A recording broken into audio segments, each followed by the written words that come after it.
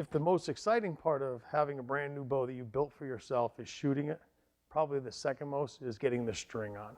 We've already cut our string grooves. Now it's time to put the string on the stave at this point. It becomes a bow after you shoot arrows. What we want to do, measure from the tip 19 inches up each limb. Do the same on the other side. What that does is that gives us a reference point between the stave and the string when the stave is braced.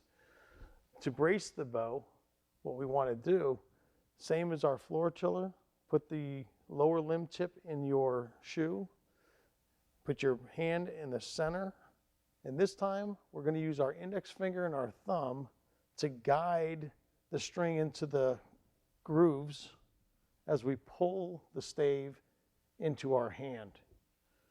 Once you get it to this point, flip it over real quick so that if it does come loose, the lower limb or the upper limb hits something like the bench or the floor and not you.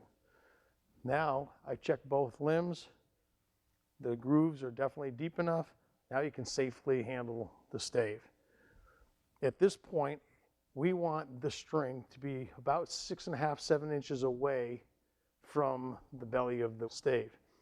When it gets like this, we need to increase the height of this. Take your string, unbrace your stave, flip it over, take your lower limb loop off. In 7 counterclockwise twist increments, I want you to twist your string counterclockwise 7 times. Repeat that action. So go ahead and rebrace your stave. At this point, we just gained that much. Okay, that was 5 twists. We had done twists earlier. Now we're about the correct brace height. That might be a little high.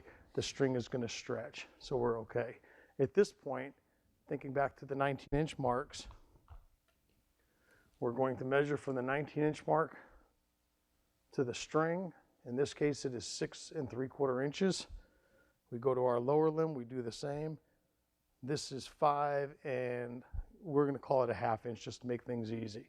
So what we have to do is we have to manipulate the lower limb to balance this limb within 3/4 of an inch differential. In other words, this can be 6 3/4. This has to be within 3/4 of an inch, so 6 or better. To do that, we're going to remove material here. That's going to allow this lower limb to flex, and it's going to balance. So this is going to be able to flex more, and it's going to lay down over on the other limb. Let's give that a whirl. I'll try that right now. I'm going to remove material from the center line to the tip, and I'll come back and I'll see how that works out for us.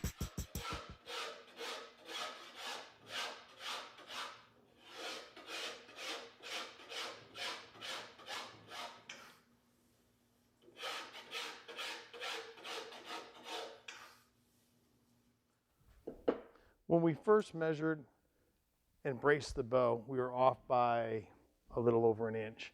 What we'd like to do now is, this is my 3rd attempt at drawing my lines and removing the material between those lines, okay? So let's see what the 3rd time brings us in terms of the differential between the upper and lower limbs. So I'll brace my bow, make sure it's safely in, flip it over, make sure this is safely in. That's a good brace height. This is referred to as a fist meal, but that's a good brace height. So I look here, I look at my 19-inch mark, I measure to the string, and we are just at 5 3/4 of an inch. Come down to the lower limb, measure, we are right at 5 1/2, and that might be a little shy, so between just under 1/2 of an inch. What we do at this point is we gently tug on the stave. If it doesn't resist horribly, if I get here and it just wants to stop, that's considered stacking up. So as I'm drawing, if it just wants to lock up and stop, remove a little bit more material. If it doesn't, this is nice and smooth. So as I draw the stave back, I can feel it bend throughout its length. You will too after you've made a few. So as I draw back, it's coming back to me nicely. The limbs are bending uniformly. It feels good.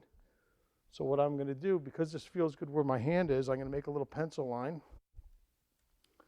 And then what we're going to do is we're going to put a string knock here. It's just a device that you clamp on the string so that you put your arrow in the same spot every time. Let me grab an arrow.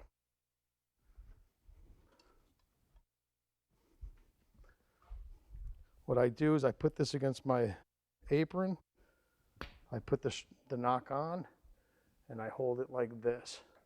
You want it to be about straight across. Some people want it a little higher, some a little lower. I prefer mine to be pretty much straight across. I put this in my vise. That is my knocking point. What I'll do is I'll take a string knock, basically a horseshoe-shaped piece of brass, and what we'll do is we'll take these crimping pliers and then knock, put it below the arrow, and crimp it on.